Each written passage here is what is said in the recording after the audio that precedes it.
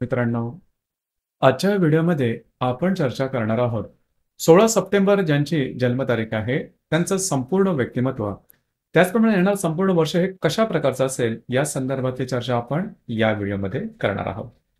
सुरुवातीला ज्यांची जन्मतारीख 16 सप्टेंबर अशी आहे त्या सर्वांना जन्मदिवसाच्या मनापासून शुभेच्छा. येणारं संपूर्ण वर्ष तुमच्या सर्व इच्छा आकांक्षा पूर्तीचं ठरो हीच आमची सदिच्छा. व्यक्तिमत्वाबद्दल सांगायचं झालं तर यांचं जे व्यक्तिमत्व असतं ते अतिशय नाजूक अशा स्वरूपाचं असतं. या व्यक्ती अत्यंत भावनाशील असतात.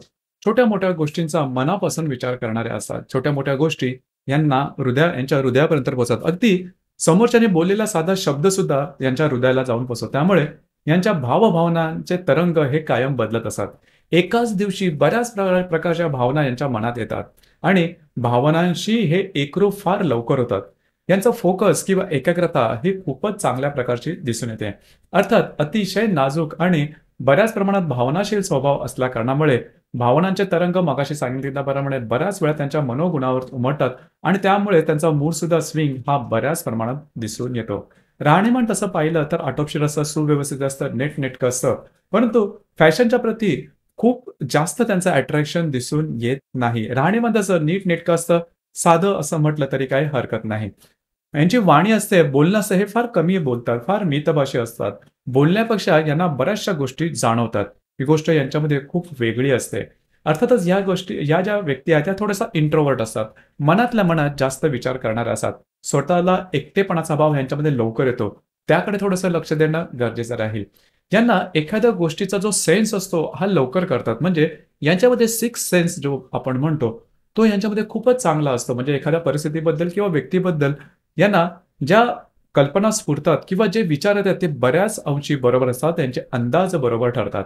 त्यामुळेच अशा प्रकारची जी शास्त्र आहे, जसे की ज्योतिष आहे किंवा अनाकलनीय किंवा सिक्स सेन्स किंवा स्पिरिच्युअलिटीशी संबंधित जी काही शास्त्र असतात त्यामध्ये या व्यक्ती रमतात.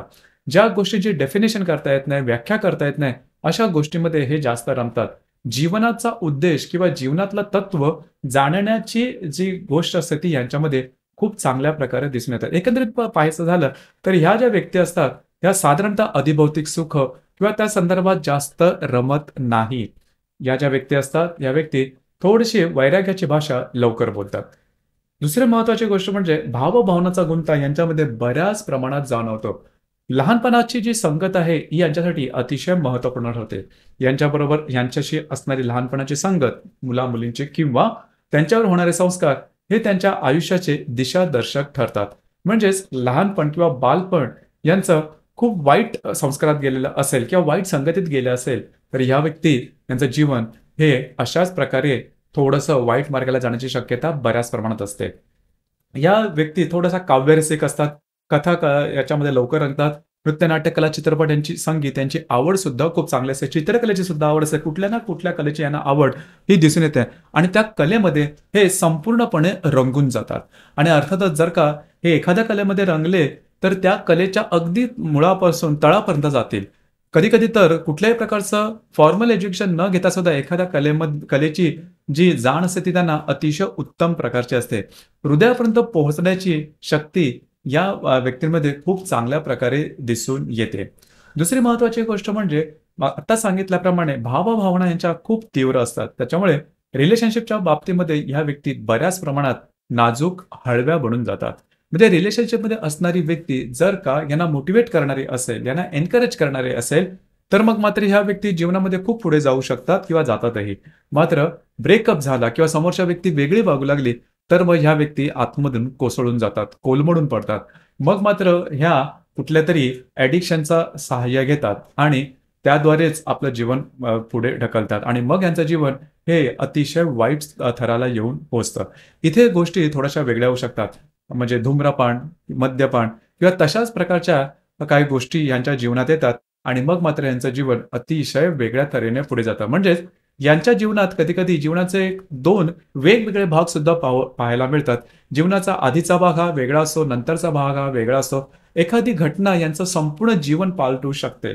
मुळातच ह्या व्यक्ती मगाशी सांगितल्याप्रमाणे थोड्याशा इंट्रोवर्ट असतात. स्वतःच्या मनामध्ये विचार जास्त करणारे असतात आणि आपल्या मनातले दुःख किंवा सल हे सहसा कोणाशी बोलून दाखवत नाहीत. स्वतःलाच दूषणं देणारे असतात आणि त्यामुळे मनोविकार यांच्यामध्ये जास्त प्रमाणात दिसून येतात. मानसिक तणाव यांच्यामध्ये जास्त प्रमाणात दिसून येतात. अर्थात या व्यक्ती बौद्धिक बाबतीत चांगल्या असतात, परंतु मानसिक तणावाखाली एकदा गेल्या, की मग त्यांच्या जीवनाला वेगळीच कलाटणी मिळते. त्या ठिकाणी थोडंसं लक्ष देणं गरजेचं राहील. याचप्रमाणे येणारं जे संपूर्ण वर्ष आहे, हे वर्ष तुमच्यासाठी अतिशय चांगलं राहील. तुमच्या जीवनातल्या महत्त्वपूर्ण घटना घडामोडी जसं की विवाह होणे किंवा तुम्हाला तुमच्या करिअरच्या संदर्भात काही चांगल्या गोष्टी घडणं, भविष्यकालीन योजनेच्या संदर्भात काही चांगल्या गोष्टी घडणं, संततीच्या संदर्भात तुम्हाला याच्या संदर्भात काही चांगल्या गोष्टी मिळू शकतात. म्हणजे येणारं संपूर्ण वर्ष जवळ-जवळ एप्रिल 2024 पर्यंतचा कालावधी हा तुमच्यासाठी अतिशय शुभफलदायी असाच असणार आहे. थोडंसं आरोग्याकडे लक्ष द्या. एकंदरीतच हे संपूर्ण कालावधी तुमच्यासाठी शुभफलदायी असाच असणार आहे. महत्त्वाचं म्हणजे मानसिक आरोग्याकडे संपूर्णपणे लक्ष देणं गरजेचं राहील. यांचं मानसिक आरोग्य जर का चांगलं असेल, तर मात्र या व्यक्ती जीवनामध्ये खूप मोठा पल्ला गाठू शकतात. तर मित्रांनो, हे होतं 16 सप्टेंबर यांची जन्मतारीख आहे, त्यांचं संपूर्ण व्यक्तिमत्व आणि येणारं संपूर्ण वर्ष कशा प्रकारचं असेल या संदर्भातली चर्चा. धन्यवाद.